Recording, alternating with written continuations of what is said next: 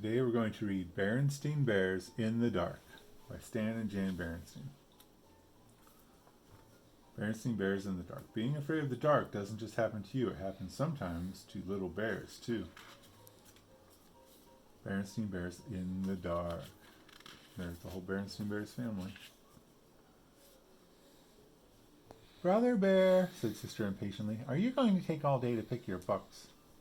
Sister and brother were at the Bear Country Library. Sister had already chosen her books and was waiting at the checkout desk. Hold your horses, said brother. I'm looking for a good mystery. He's in the mystery section. Sister Bear usually took out storybooks and books about nature and sometimes books of poems. Brother liked those too, but lately he'd become interested in mysteries, especially spooky ones. Hey, this one looks good, he said finally. Okay, let's check out.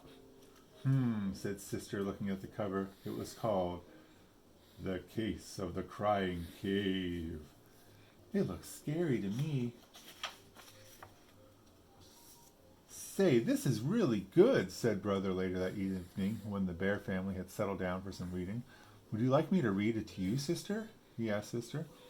Sister was looking at a storybook about three kittens who were arguing about which was the prettiest, and it was a little boring. You know, she's bored with her book. Mom was reading a magazine, Daddy's reading a newspaper. Or are you scared? Teased brother. Of course not, said Sister. She left her book on the floor and climbed onto the bench to sit beside him. The mystery began quietly. He told about some Bear Scouts who were on an overnight campout.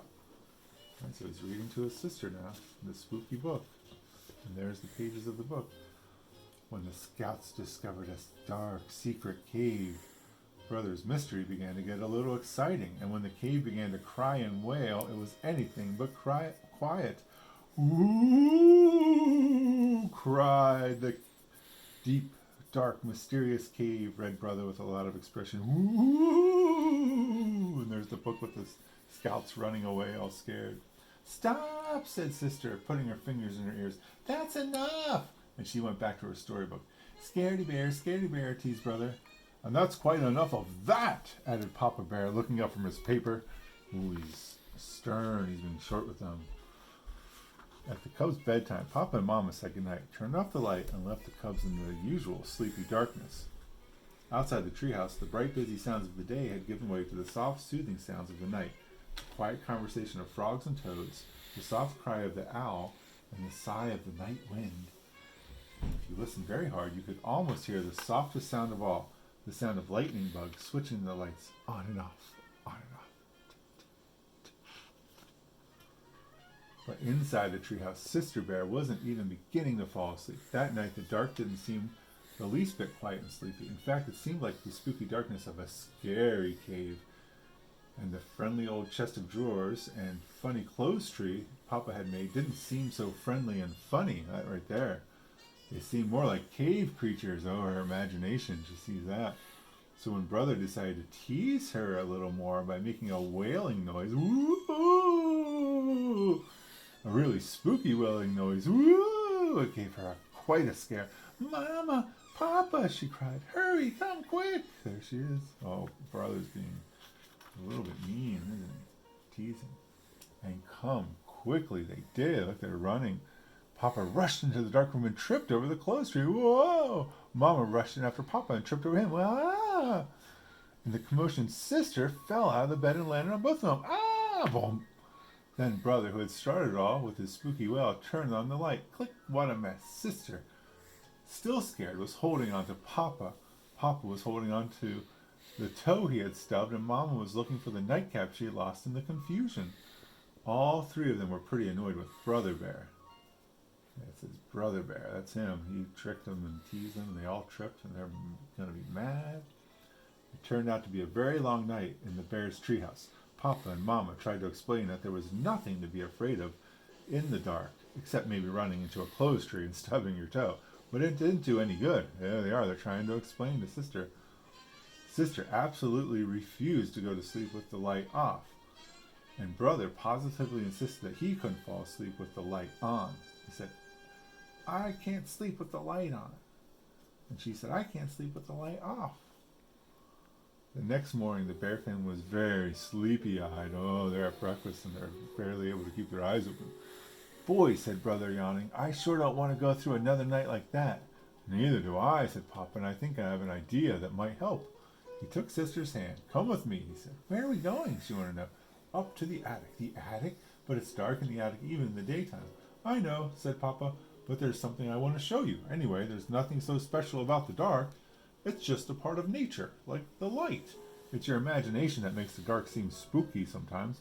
What's imagination? Asked Sister. They're walking up there. He's telling her it's just your imagination, just what you think you see or you imagine you see or hear. Imagination is what makes us think that chests of drawers and clothes trees are cave creatures. I wish I didn't have one, said Sister.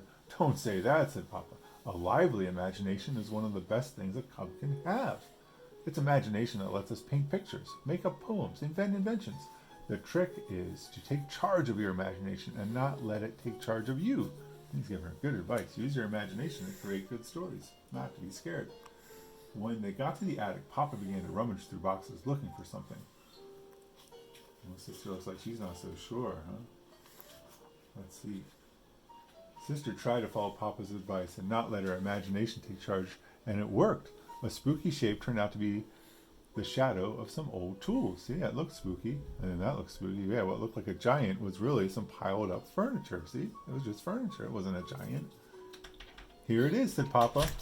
My old nightlight, the one I used when I was a cub and had a little trouble falling asleep in the dark. Sister couldn't quite believe that her big, powerful Papa was ever afraid of the dark. Oh, sure, said Papa. Most of us are at one time or another. Yeah, see, he found his old nightlight. He's going to let her use it.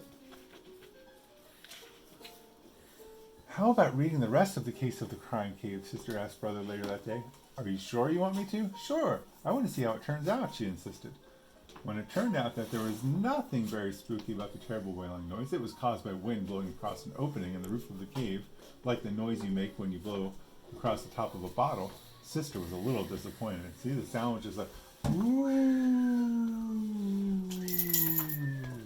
And that night, when she and Brother were all settled down in the cozy glow of Papa's old nightlight, she said so. I was pretty disappointed by the way the Case of the Crying Cave ended. See, it's dark enough for him to sleep, but light enough for her not to be scared because they have the nice nightlight. Why? Asked Brother. Because, she said, I was hoping the wailing would be a really spooky, scary monster. And she leaned down from her bunk over Brother's and made a spooky, scary monster face at him. Cut that out, cried Brother. Ooh, he got startled. She teased him right back. Then Sister went right to sleep, but Brother lay awake for quite some time, listening to the owl hoots and thinking that maybe he'd had enough mysteries for a while. Ooh.